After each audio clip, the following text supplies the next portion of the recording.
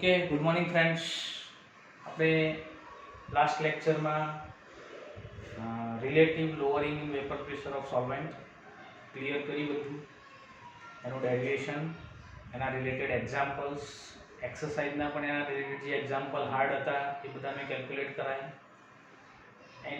Intex ક્વેશ્ચનમાં પણ કેટલાક example આપણે સોલ્વ કર્યા.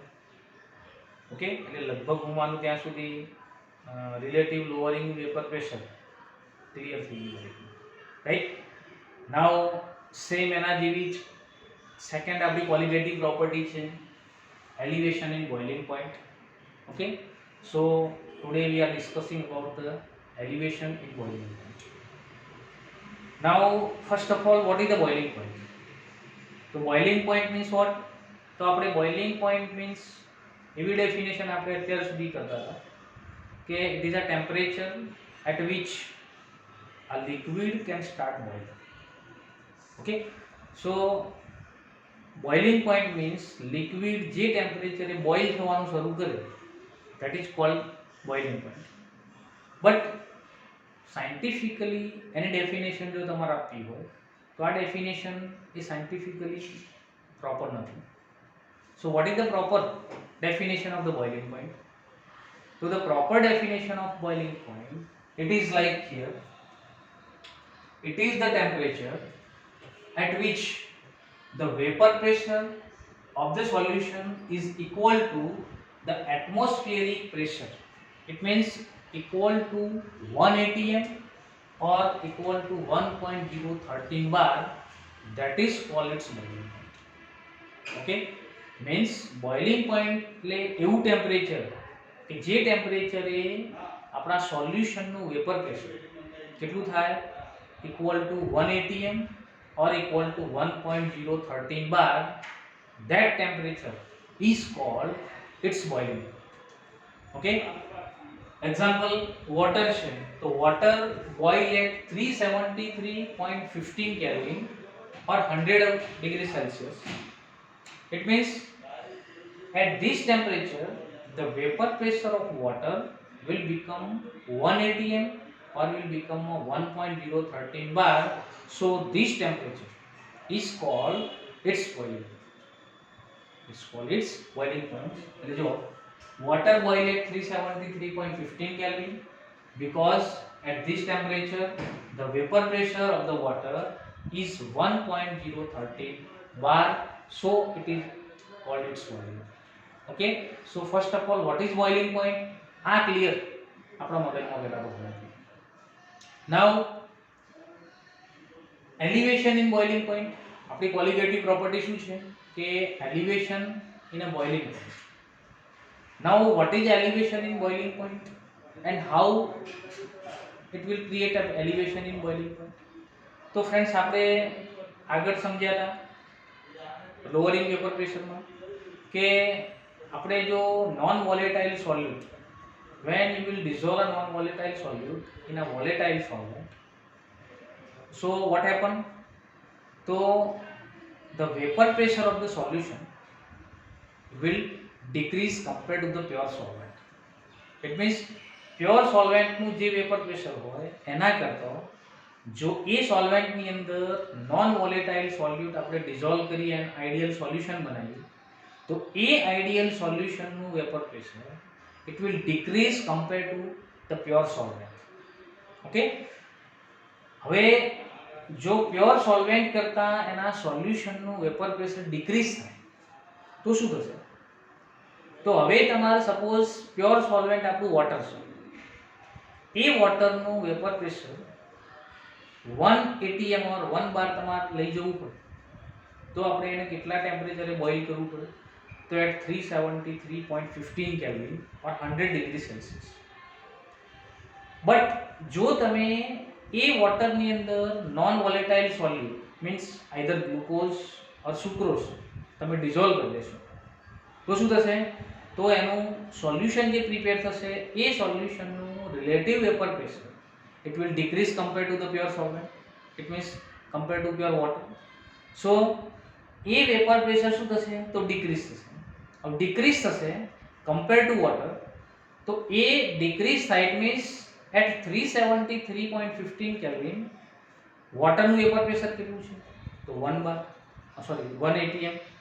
બટ સેમ ટાઈમે તમે એની અંદર નોન વોલેટાઇલ સોલ્યુટ ડિઝોલ્વ કર્યો, નોન વોલેટાઇલ સોલ્યુટ ડિઝોલ્વ કર્યો એટલે એટ 373.15 કેલ્વિન જ્યારે એનું સોલ્યુશન પ્રિપેર થાય એ સોલ્યુશનનું વેપર પ્રેશર 1 atm નહીં. વાય? બીકોઝ ડિક્રીઝ થયું વેપર પ્રેશર. સો એ વેપર પ્રેશર જ્યારે ડિક્રીઝ થયું તો એ વેપર પ્રેશર મેન્ટેન કરવા માટે you have to boil at high temperature. It means કે વોટર જે ટેમ્પરેચરે બોઇલ થાય એના કરતાં એનું જે સોલ્યુશન છે એ સોલ્યુશનને આપણે 1 atm લઈ જવા માટે મોર બોઇલ કરવું પડે, મીન્સ કે ટેમ્પરેચર કેવું કરવું પડે? ઇન્ક્રીઝ કરવું પડે. તો this increment in the temperature to maintain આ vapour pressure up to the 1 atm, this is called as a elevation in boiling point. It means here pure solvent ના બોઇલિંગ પોઈન્ટ કરતા એનું જ્યારે સોલ્યુશન તમે prepare કરો છો એ સોલ્યુશનનું boiling point શું થઈ જાય છે? ઇન્ક્રીઝ થઈ જાય છે. તો this increment that is called as a elevation in boiling point. And always યાદ રાખજો ફ્રેન્ડ્સ, પ્યોર સોલ્વેન્ટ કરતા એમાંથી જ્યારે તમે સોલ્યુશન પ્રિપેર કરો છો એ સોલ્યુશનનું બોઇલિંગ પોઈન્ટ ઓલવેઝ હાયર છે. એન્ડ એ જે ઇન્ક્રીમેન્ટ છે boiling પોઈન્ટમાં that is called as a elevation in a boiling point. Okay, so we can define as a the increase in boiling point of the solution then pure solvent is called elevation of a boiling point. Is called as a elevation of a boiling point. तो તમને clear થઈ જાય કે why there will be a increase in a boiling point. So why? Because of decrease in a vapor pressure and you have to maintain the vapor pressure up to the 1 atm, so you have to boil at a higher temperature. Okay, so what is a elevation in boiling point? By definition, clear definition. Now એના આપણે mathematical સ્ટેપની અંદર એટલે આપણે એનો calculation કરવું હોય તો mathematical સ્ટેપની અંદર આપણે ડિરાઈવ કરવું પડે. તો એના મેથેમેટિકલ સ્ટેપમાં ડિરાઈવ કરવા માટે અહીંથી લઈને છે અહીં સુધી આપણે એને ડિરાઈવ કરવાનું. સો કેવી રીતે ડિરાઈવ કરશો? તો let the boiling point of the pure solvent, suppose water છે એ પ્યોર સોલ્વેન્ટનું બોઇલિંગ પોઈન્ટ છે અને આપણે T0B વડે ડિનોટ કરીએ. The boiling point of the solution is equal to TB. So the elevation of the boiling point, it means difference કેટલો is equal to delta TB. Now what is delta TB? Delta TB is equal to TB minus T0. Because of TB ની value છે always વધુ હશે, more હશે, because of it is the boiling point of solution. Okay, so TB minus T0B, it is called it is equal to the delta TB, and this delta TB is nothing but a elevation of the boiling. Okay, now if you plot the graph vapor pressure versus temperature, so it will give the value means के difference of the both boiling point. चलो આ પ્રમાણે જો તમે graph plot કરશો, આ બાજુ vapour pressure લેશો, આ બાજુ ટેમ્પરેચર લેશો, this line shows the 1.013 bar or 1 bar, sorry 1 atm. Okay, આ લાઈન શું દર્શાવે છે? તો this is the vapor pressure up to the 1 atm. Now તમે this is the line for the pure solvent and this is line for the solution. જો તમે pure solvent છે એ પ્યોર સોલ્વેન્ટ ને અહીંથી તમે વોર્મ કરતા જાઓ, ઇટ મીન્સ કે હીટ કરતા જાઓ, હીટ કરતા જો તમે આટલા પહોંચશો તો એ પ્યોર સોલ્વેન્ટ છે એ પ્યોર સોલ્વેન્ટનું વેપર પ્રેશર કેટલું થઈ જશે? equal to the 1.013 bar or equal to 1 atm. Okay, so આટલા પહોંચશે એટલે એનું બોઇલિંગ પોઈન્ટ છે, ઇટ મીન્સ કે એનું વેપર પ્રેશર આટલું થાય. It means this temperature, it is nothing but a boiling point of a pure solvent, which is indicated by the T0. Okay, now આ પ્યોર સોલ્વેન્ટ ની અંદર જો તમે non volatile સોલ્યુટ, it means sugar આપણે dissolve કરી, sugar dissolve કર્યા પછી તમે જ્યારે એનું વેપર પ્રેશર ચેક કરો તો સપોઝ તમે એનું સોલ્યુશન પ્રિપેર કર્યું, સોલ્યુશન પ્રિપેર કર્યા પછી તમે જ્યારે એને હીટ કરશો તો હીટ કરશો એટલે ધીરે ધીરે એ હીટિંગ થતા જો આટલા પહોંચશે, ઇટ મીન્સ કે આ ટેમ્પરેચરે જ્યારે તમારું હીટિંગ થશે at that time the vapor pressure of the solution will become a 1 atm or 1.030. it means કે આ ટેમ્પરેચર છે it is nothing but a boiling point of a solution which is indicated by the T.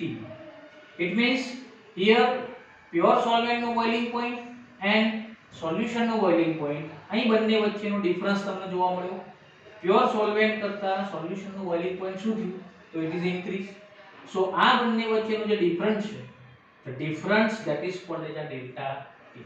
Okay, and how it is calculated? It is calculated as a TB minus T0B, that is called as a elevation in boiling point delta TB. This graph is a pure for pure solvent and this graph is a pure solution. Okay, so આ પ્રમાણે તમારા ગ્રાફની અંદર પણ indicate કરવાનું, બંનેનો difference પણ તમારે બતાવવાનું, એ ડિફરન્સ એ બંનેના બોઇલિંગ પોઈન્ટમાં એલિવેશન કેવી રીતે થાય એ આપણને આની અંદર જોવા મળશે. ઓકે, નાઉ આનું ડેરિવેશન કેવી રીતે કરવાનું? તો પ્રેક્ટિકલી એવું પ્રૂવ થયેલું છે કે આ જે ડેલ્ટા ટીબી ઇટ મીન્સ કે elevation in boiling point, it is a directly proportional to the molar concentration of the solution.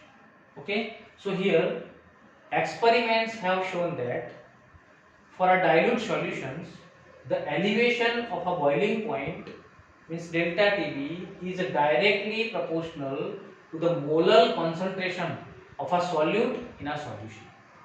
Okay, delta TB is molar concentration or molality of the solution એની સાથે directly proportional. It means that as the molar concentration increase, the delta TB also increase. Okay, as the molar concentration decrease, delta TB also decrease. So we can write here delta TB proportional to m, where m is a molality. So delta TB is equal to Kb into m. Here Kb is a nothing but a proportionality constant and it is called as a molar elevation constant. So here delta TB is equal to Kb into m, where m is a molality, Kb is a molar elevation, molar constant, and delta TB is equal to the elevation in boiling point. Now what is m? m is equal to the molality. So molality is equal to આપણે આગળ સમજ્યા છીએ W2 into 1000 upon MW2 into W1. આ value m ની value તમે અહીં મૂકી દો તો delta TB is equal to Kb into W2 into 1000 upon MW2 into W1. This is the formula for calculating delta T. જો તમે આમાંથી Kb ને કેલ્ક્યુલેટ કરવા માંગતા હો તો આ બધું જ આપણે આમ લાવી લઈએ તો Kb is equal to શું થશે? delta TB into MW2 into W1 upon W2 upon 1000. Okay, જો આપણે એમાંથી MW2 ને કેલ્ક્યુલેટ કરવા માંગતા હોય તો MW2 ને તમે કરતા બનાવી દો તો MW2 is equal to what? તો Kb into W2 into 1000 upon delta TB upon W. Okay, so આપણે એક જ ફોર્મ્યુલાનો યુઝ કરી delta TB પણ કેલ્ક્યુલેટ કરી શકીએ, Kb પણ કેલ્ક્યુલેટ કરી શકીએ and MW2 પણ કેલ્ક્યુલેટ કરી શકીએ, ઇવન મોલર કોન્સન્ટ્રેશન પણ તમે કેલ્ક્યુલેટ કરી શકો છો. ઓકે, નાઉ જો તમને ડેલ્ટા ટીબી મળી જાય તો ડેલ્ટા ટીબી પરથી આપણે એનું boiling point for solution and boiling point of a pure solvent, જો કે પ્યોર સોલ્વન્ટ તો આપણને ઓલરેડી ખબર હોય, but boiling point of a pure solution આપણે આમાંથી કેલ્ક્યુલેટ કરી શકીએ છીએ. Okay, and all this abbreviation here it is given. Kb is equal to the molar elevation constant, its unit is a Kelvin kilogram mole inverse. Delta TB is equal to the elevation of the boiling point, MW2 molecular mass of a solute, W2 weight of a solute, W1 weight of a solvent, and here m is nothing but a molality of the solution. Okay, now friends, this is the elevation in a boiling point, how it is derived.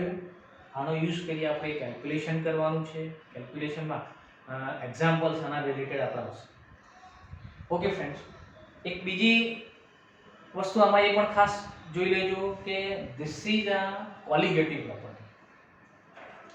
How it is colligative property? તો colligative property means what? આપણે આગળ જોઈ લીધું કે Colligative property means it is only related with the number of particles, but it does not related with the nature of the solvent or solute. So how it is? So suppose અહીં તમે 1 mole urea લો, 1 mole glucose લો કે 1 mole sucrose લો in 1 kilogram of water. સમજો 1 kilogram of water ની અંદર 1 mole of urea, 1 mole of glucose or 1 mole of sucrose જો તમે સોલ્યુશન પ્રિપેર કરો તો ત્રણે ત્રણ સોલ્યુશન ની અંદર delta TB will be always same. Why? ભલે સોલ્યુશન બધા ડિફર છે, એક યુરિયાનું સોલ્યુશન છે, એક સુગરનું સોલ્યુશન છે, એક ગ્લુકોઝનું સોલ્યુશન છે, but molality of the all the solution is the same and the number of particles means glucose ની અંદર પણ નંબર ઓફ પાર્ટિકલ એક જ છે, એનું આયોનાઇઝેશન થાય નહીં, યુરિયામાં પણ એક જ છે, સુક્રોઝમાં પણ એક જ છે. So the delta Tb in all these solution will become a same. Okay, but જો તમે 1 molar of NaCl solution in 1 kilogram of solvent લો, 1 કિલોગ્રામ વોટર ની અંદર 1 મોલ ઓફ NaCl ડિઝોલ્વ કર્યો છે, તો NaCl ડિઝોલ્વ કરશો તો કેટલા ion? 2 ion will be released. So the elevation in boiling point will be measured double in 1 molar NaCl. Why? Because of there is a 2 particles released into the solution. So અહીં elevation in boiling point is related with the only and only number of particles. It does not related with the nature of the solute. So it is called as a colligative property. Okay, yeah, ખાસ નોંધવાનું. Second thing here, Kb is a molar elevation constant. Now what is a molar elevation constant? તેને definition તમારે કરવી હોય તો આ પ્રમાણે કરી શકાય કે elevation of a boiling point, કેવા સોલ્યુશનનું એલિવેશન છે કે એના 1 kilogram solvent when a 1 mole of solute dissolve કર્યો હોય તમે and એના બોઇલિંગ પોઈન્ટમાં જે એલિવેશન થાય that is called as a molar elevation constant. સમજો ફરીથી હું શું કહું છું, 1 kg of water માં or solvent માં 1 કિલોગ્રામ સોલ્વેન્ટ ની અંદર 1 mole of solute તમે ડિઝોલ્વ કરી એન્ડ જો તમે સોલ્યુશન બનાવો તો એ સોલ્યુશનના બોઇલિંગ પોઈન્ટમાં જે એલિવેશન થાય compare to solvent that is called as a molar elevation constant. It is called as a molar elevation constant. Its unit is a Kelvin, kilogram, molecules. Okay, so this is the elevation in a boiling point. એનું derivation most important છે, એક્ઝામની અંદર એનું derivation પૂછાય છે, graph સાથે તમારે બધા જ ફોર્મ્યુલા છે એ ડિરાઈવ કરવાના. મોસ્ટ ઇમ્પોર્ટન્ટ ક્વેશ્ચન છે, કમ્પલસરી પ્રિપેર કરવાના. ઓકે,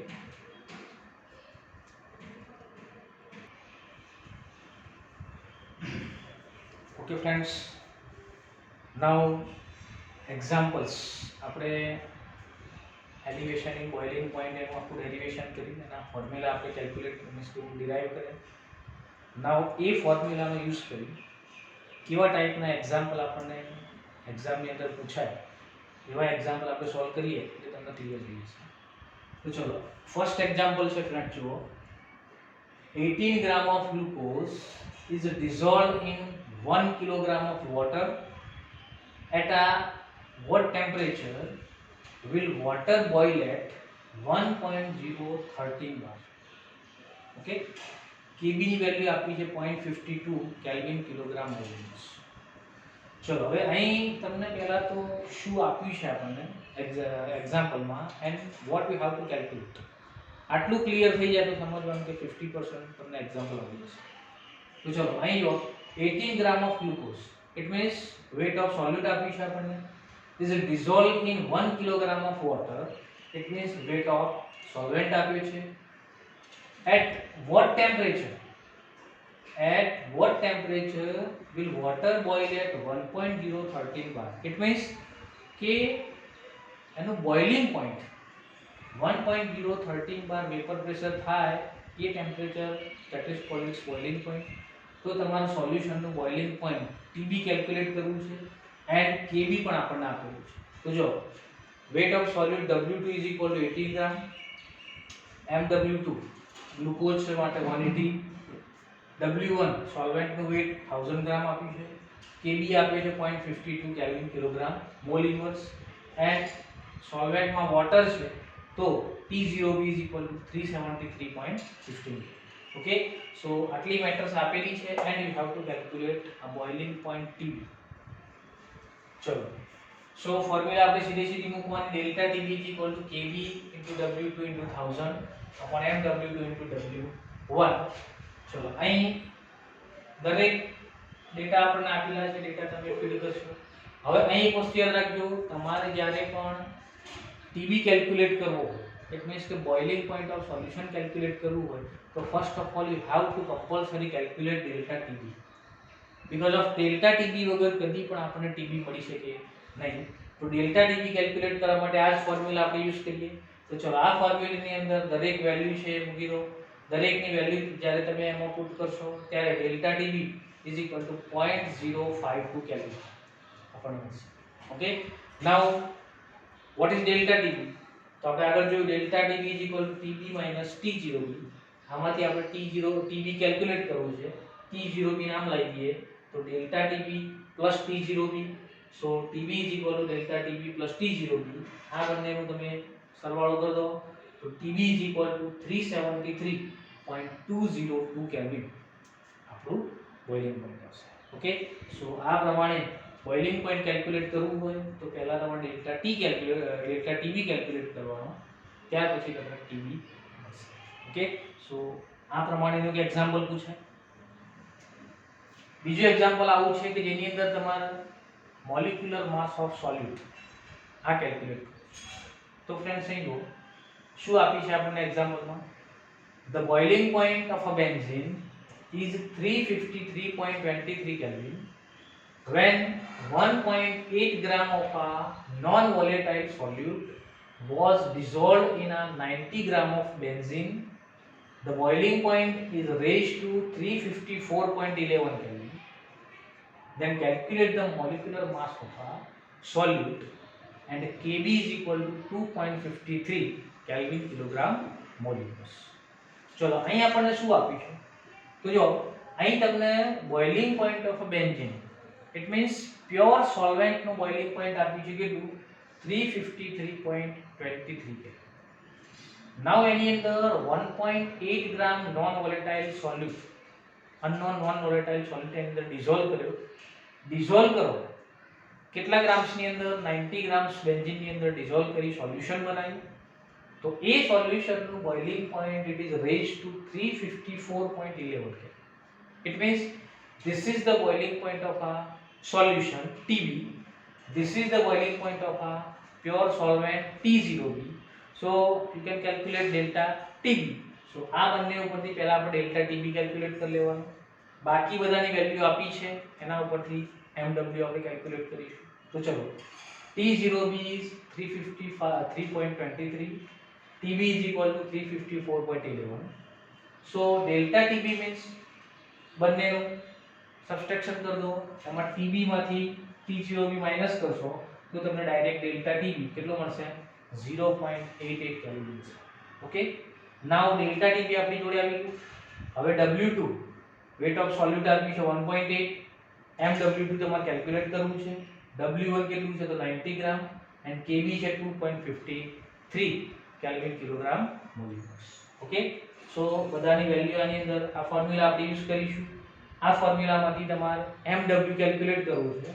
MW2 ને કરતા બનાવો, બાકી બધું પેલી બાજુ જાય તો જો KB W2 1000 ડેલ્ટા TB આમ જાય તો પણ ડેલ્ટા TB W1 દરેક વેલ્યુ આપણે પુટ આઉટ કરીશું. તો છેલ્લે તમને MW2 means molecular weight of a solute is equal to 58 gram per mole. Okay, so આ પ્રમાણે જો તમારે મોલેક્યુલર વેટ કેલ્ક્યુલેટ કરવું હોય તો પણ તમે સેમ ફોર્મ્યુલાનો યુઝ કરી અને મોલેક્યુલર વેટ પણ કેલ્ક્યુલેટ કરી શકશો. એટલે ચલો તમારે જે જરૂર હોય ફોર્મ્યુલા એક જ યુઝ કરવાની. આ ફોર્મ્યુલામાં તમારે ખાલી એનું અન્ડરસ્ટેન્ડિંગ કરવાનું કેવી રીતે આપણને એક્ઝામ્પલ પૂછાય એના આધારે આપણે કેલ્ક્યુલેશન કરવાનું છે. ઓકે, સો